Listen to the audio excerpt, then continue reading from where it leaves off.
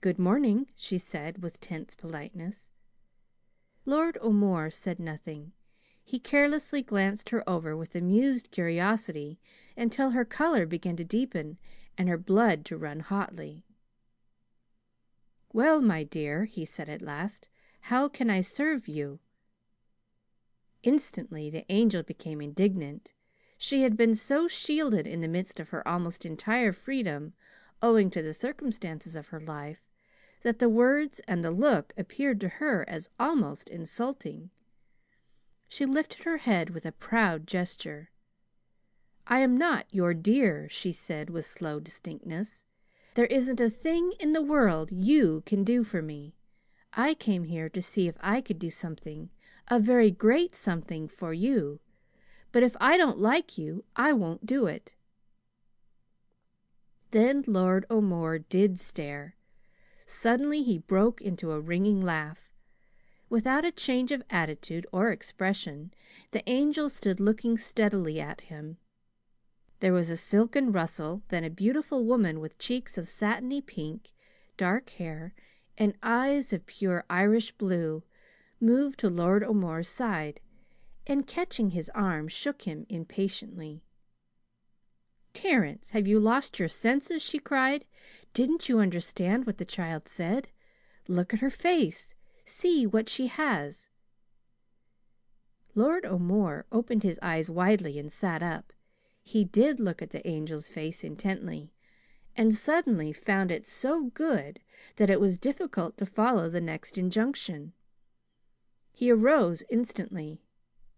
"I beg your pardon," he said. "The fact is, I am leaving Chicago sorely disappointed. It makes me bitter and reckless. I thought you one more of those queer, useless people who have thrust themselves on me constantly, and I was careless. Forgive me, and tell me why you came." "I will if I like you," said the Angel stoutly, "and if I don't, I won't. But I began all wrong, and now I don't know how to make you like me," said his lordship with sincere penitence in his tone. The Angel found herself yielding to his voice. He spoke in a soft, mellow, smoothly flowing Irish tone, and although his speech was perfectly correct, it was so rounded and accented, and the sentences so turned, that it was Freckles over again. Still, it was a matter of the very greatest importance, and she must be sure. So she looked into the beautiful woman's face.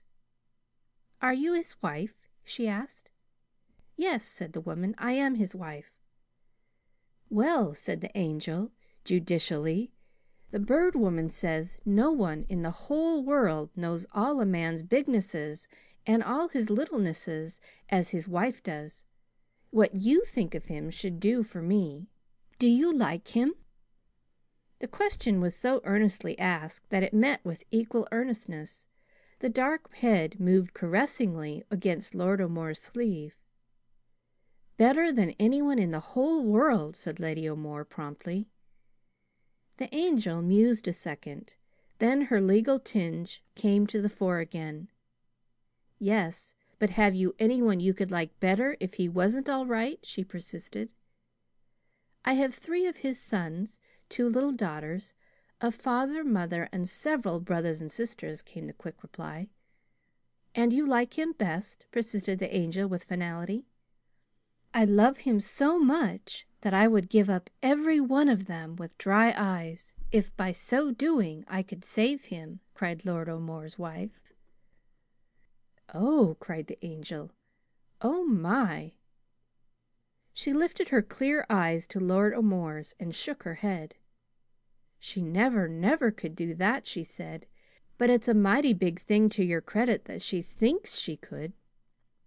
I guess I'll tell you why I came." She laid down the paper and touched the portrait. "When you were only a boy, did people call you Freckles?" she asked. "Dozens of good fellows all over Ireland and the Continent are doing it today," answered Lord O'More. The Angel's face wore her most beautiful smile. "I was sure of it," she said winningly. "That's what we call him, and he is so like you. I doubt if any one of those 3 boys of yours are more so. But it's been 20 years. Seems to me you've been a long time coming."